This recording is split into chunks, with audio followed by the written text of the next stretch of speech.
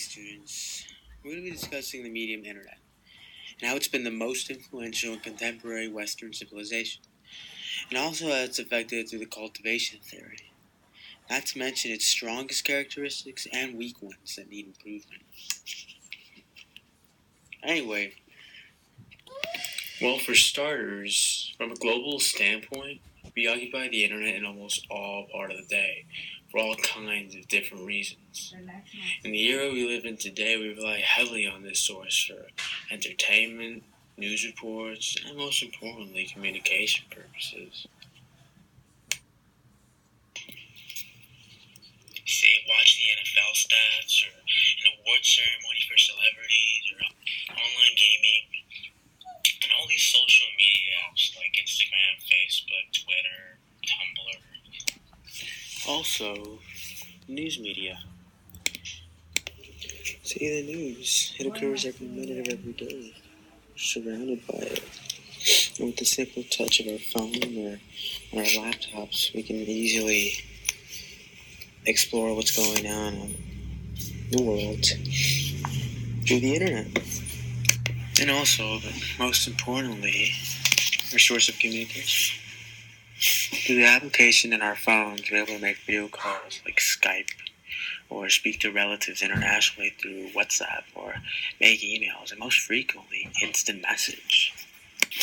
Now, as far as the aspects go, I believe that the reason why we consider this form of medium, the internet, so dominant is because of how accessible it is.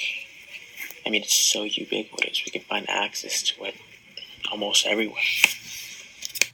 For instance, at public libraries or at schools, a restaurant, or simply a public place, location, even the mall. Let's not forget our arguably little precious newborns, our cell phones. The one thing we never leave home without. Now, how this theory affects internet can be answered in so many ways. I believe it has an effect on all mediums, but specifically the internet. By definition, the cultivation effects examines the long-term effects of television. Also, the teaching of common worldview. Just how we learn things from television, we also learn from reality. This theory doesn't only center around a child staring at a box for several hours, but the entire world examines and cultivates everything. We are staring TV in the face day to day, figuratively. Everything involving politics, the economy, society itself, no matter what, the entire world has these long-term effects with the simple use of internet. Now let's discuss how it takes into effect in the real world through social medias. Now, for instance, fashion social media through Pinterest or Instagram will have people use these fashion models for their own personal lives, being influenced by these images, and turn them into their own reality.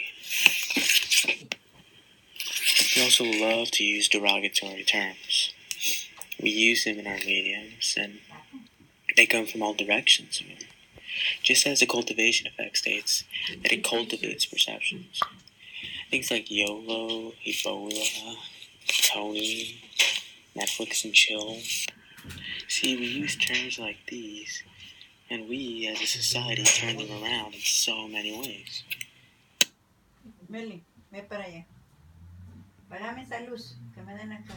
Now, I think that the only improvement that the internet really needs is protectionism, or the invasion of privacy. It's a continuation, a threat, not only to the people, but the entire nation. I also don't believe that this issue will be resolved anytime soon, but nevertheless, it definitely should be stopped. Now, for example, the Sony hacking affair. That was probably the biggest unprecedented crisis and scare that shook individuals from the entire nation. It did me. Evidently, this cross-referenced with the North Koreans, and the ROM threat as a result became nothing but a trick to us all. Subsequently, though, this has become the only matter which conveys the importance of security and protection of the internet in order to prevent these breaches and someday encounter something out of our control. I chose this medium, the internet, because I believe that it fulfills all my level of interests, my conveniences, hopes, and desires, and it is inarguably the gateway source of something more phenomenal in this moment in time. Well, thank you, and surf the web.